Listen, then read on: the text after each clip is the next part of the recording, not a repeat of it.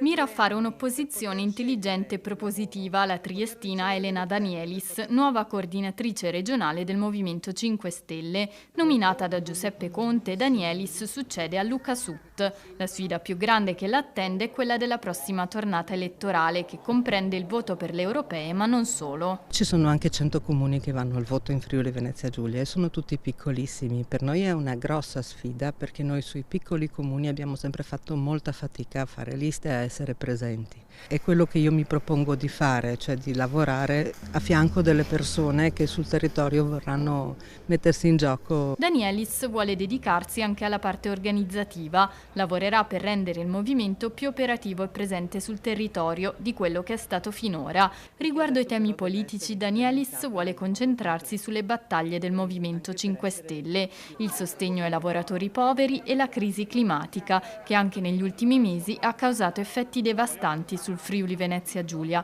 dalla siccità all'innalzamento del livello del mare.